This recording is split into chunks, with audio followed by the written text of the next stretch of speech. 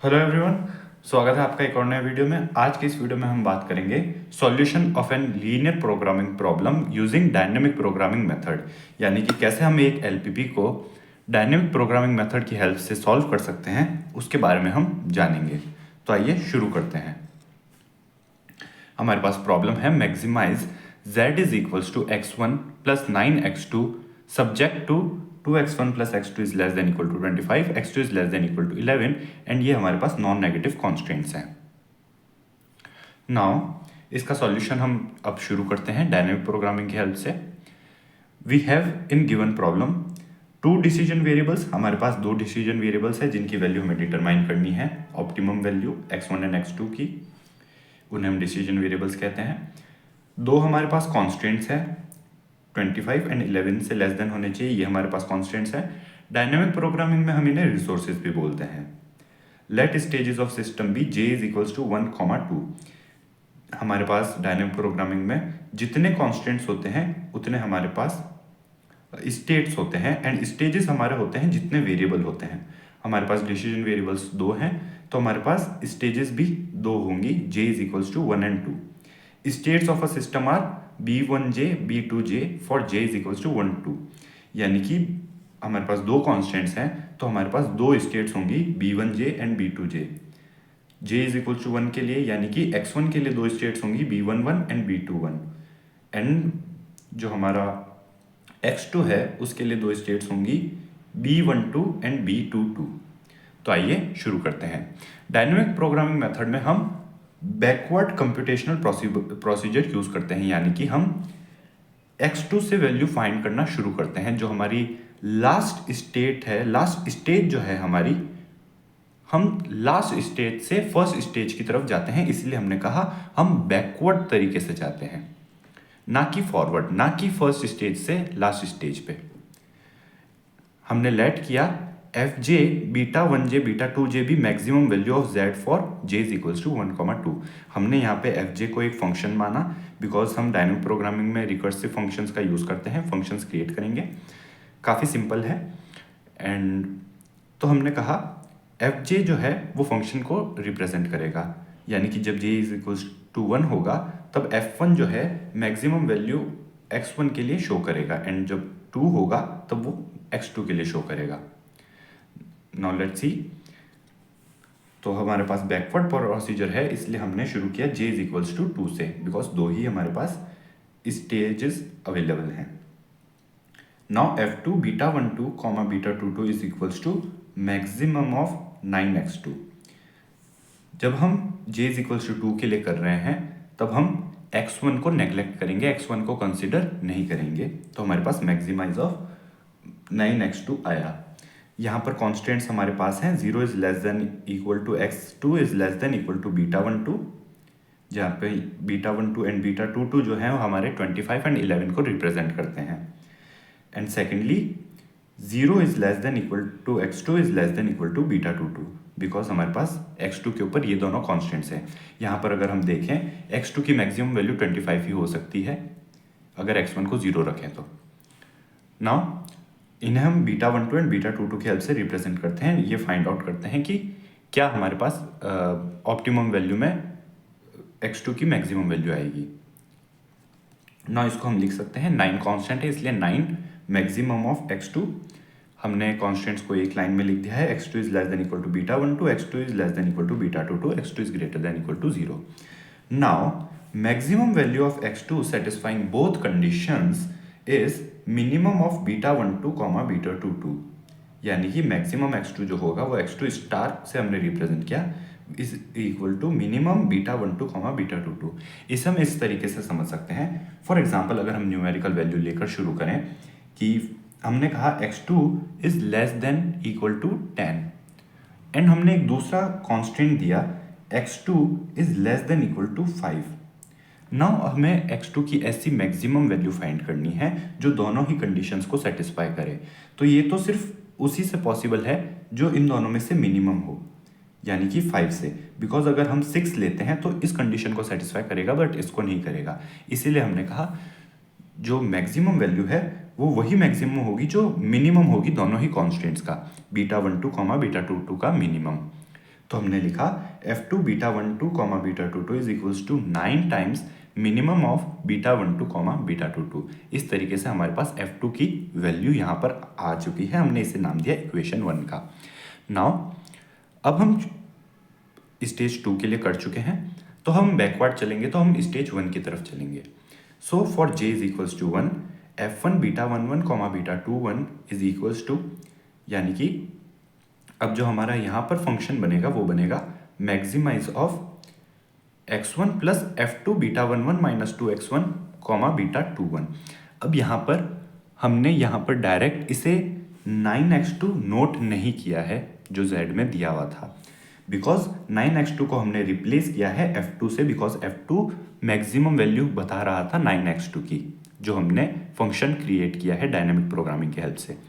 तो इसीलिए हमने F1 बीटा 11 कॉमा बीटा 21 को इक्वल टू किया maximum of x1 plus F2 of, अब यहाँ पर ये कांस्टेंट कहाँ से आए, ये कांस्टेंट्स हमारे पास आए हैं बीटा 11 माइनस 2x1 हमारे पास इसलिए आया बिकॉज जब हम x1 के लिए बात कर रहे हैं तो हमारी जो स्टेट रहेगी सिस्टम की वो बीटा 11 एंड बीटा 21 रहेगी j इज इक्वल्स टू 1 के लिए।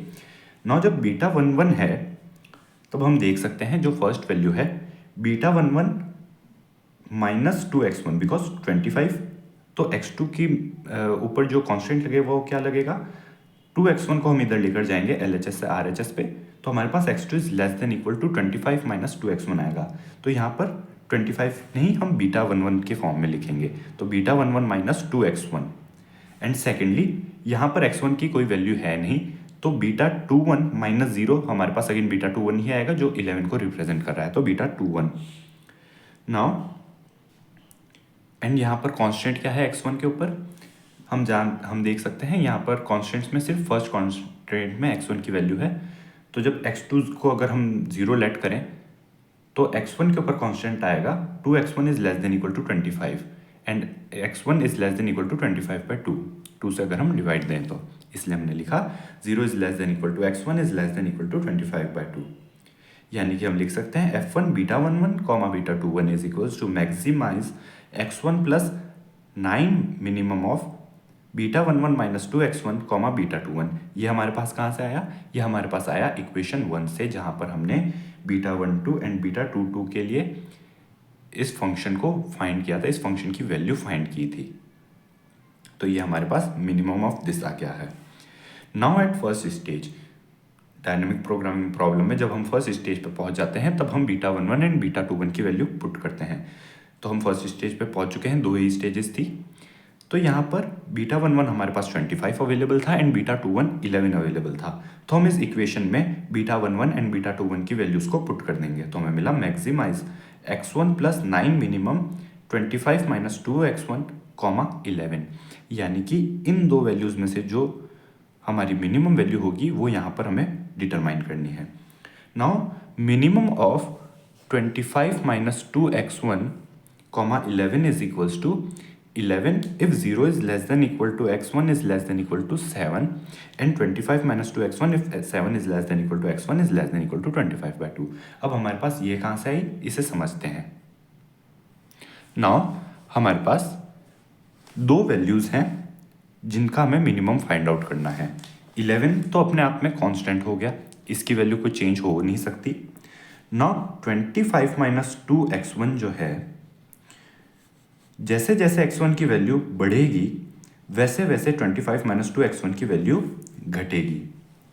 नाउ अगर हमें इन दोनों का मिनिमम फाइंड आउट करना है तो हमें इसे इस तरीके से पार्टीशन करना होगा, बिकॉज इस रेंज में x1 की वैल्यू जैसे जैसे चेंज हो रही है तो ये फंक्शन की वैल्यू चेंज होगी।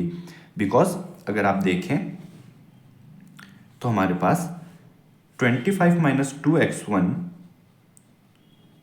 अगर ग्रेटर देन 11 होता है हमारा, इन केस अगर 25 माइनस 2x1 ग्रेटर देन 11 होता है तो हमारी मिनिमम वैल्यू जो आएगी वो आएगी 11।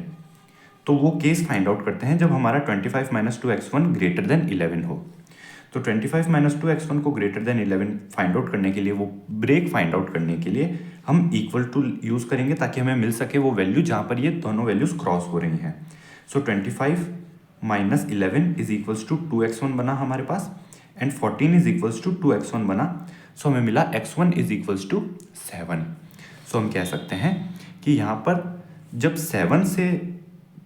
7 की वैल्यू हम पुट करेंगे तो जो हमारे पास 25 माइनस 2x1 जो है 7 से लेस देन सभी वैल्यूज के लिए ग्रेटर देन 11 होगा, राइट। इसीलिए जब हम 7 से लेस देन वैल्यूज के लिए बात कर रहे हैं तो हमारे पास मिनिमम वैल्यू 11 आएगी। आप इसे इस तरीके से देख सकते हैं, अगर हम इनइक्वालिटी यूज करें 25 minus 2x1 is greater than equal to 11, तो हम अगेन ऑपरेट करेंगे यही 25 minus 11 14 is greater than equal to 2x1, यानी कि x1 is less than equal to 7। यानी जब भी x1 is less than equal to 7 है तब हमें मिनिमम वैल्यू 11 मिलेगी। इसीलिए हमने कहा minimum value is 11 if 0 is less than equal to x1 is less than equal to 7, and 25 minus 2x1 if 7 is less than equal to x1 is less than equal to 25। बाकी cases में इसकी value 11 से less than आएगी। सो अब हम इन values को f1 की value के अंदर पुट कर सकते हैं। यहां पर आइए पुट करते हैं। तो हमने लिखा f1 beta 1 comma beta 2 1 is equals to maximise of x1 plus 9 into 11 if 0 is less than equal to x1 is less than equal to 7, because इस रेंज में हमारी मिनिमम वैल्यू 11 थी एंड इस रेंज में हमारी मिनिमम वैल्यू 25 माइनस 2x1 थी। सो x1 plus 9 into 11 हुआ हमारे पास x1 प्लस 99, देन 9 इंटू 25 हुआ हमारे पास 225, एंड 9 इंटू 2 हुआ 18 यानी minus 18x1, minus 18x1 plus x1 हुआ हमारे पास माइनस 17x1। नाउ इसकी हमें मैक्सिमम वैल्यू फाइंड आउट करनी है। अगेन यहां पर हमारे पास x1 पॉजिटिव का है, x1 प्लस 99 है, तो इस रेंज के अंदर जब हमें मैक्सिमम वैल्यू फाइंड आउट करनी है तो जैसे जैसे यहाँ पर x1 इंक्रीज होगा वैसे वैसे ये वैल्यू पूरी इंक्रीज होगी। इसीलिए हम कह सकते हैं x1 की मैक्सिमम वैल्यू इस रेंज के मैक्सिमम पॉइंट पर ही अकर होगी, यानी 7 के ऊपर। ऑल्सो जो हमारे पास ये एक्सप्रेशन है यहाँ पर हमारे पास x1 नेगेटिव है, तो यानी जैसे जैसे x1 इंक्रीज होगा ये वैल्यू हमारी डिक्रीज होगी। तो यानी कि हम कह सकते हैं इस एक्सप्रेशन की जो मैक्सिमम वैल्यू है वो अकर होगी लोएस्ट पॉइंट पर, यानी कि again x is equal to 7 पे। यानी हम कह सकते हैं maximum x1 plus 99 occurs at x1 equal to 7 and maximum 25 minus 17x1 also occurs at x1 equal to 7। यानी कि जो हमारी ऑप्टिमम वैल्यू आई है x1 की वो आई है 7, and therefore f1 beta 11 comma beta 21 जो कि हमारा ऑप्टिमल सॉल्यूशन निकलेगा वो होगा 7 प्लस 99 इज इक्वल्स टू 106। दोनों ही इक्वेशंस में कहीं पर भी हम x1 की वैल्यू रखें आंसर एक ही आएगा, बिकॉज जो x1 की जो वैल्यू है वो मैक्सिमम हम कंसिडर कर रहे हैं यहाँ पे। फॉर एग्जाम्पल अगर हम यहाँ पर भी रखें तो 7 इंटू 7 होगा हमारे पास 49 एंड 4 7 1 7 7 प्लस 4 11। नॉट 225 माइनस 11 अगर हम करें तो 15 माइनस 9 हुआ हमारे पास 6, देन 21 माइनस 10 हुआ 11 हुआ 10, तो 106। अगेन 106 ही वैल्यू हमें मिलेगी। ऑल्सो x2 स्टार की अब हमें वैल्यू फाइंड करनी है। x2 स्टार को हमने अभी कहा था beta 1 minimum of beta 12 comma beta 22, this equals to minimum of beta 11 minus 2x1 comma beta 21। अभी हमने पीछे ही देखा था, तो उसी एक्सप्रेशन में हमने यहाँ पर x1 की वैल्यू पुट कर दी है। नाउ बीटा 11 हमारे पास था 25 एंड 2x1 हुआ हमारे पास 14, तो हमारे पास हुआ 25 minus 2 into 7 is equals to 11।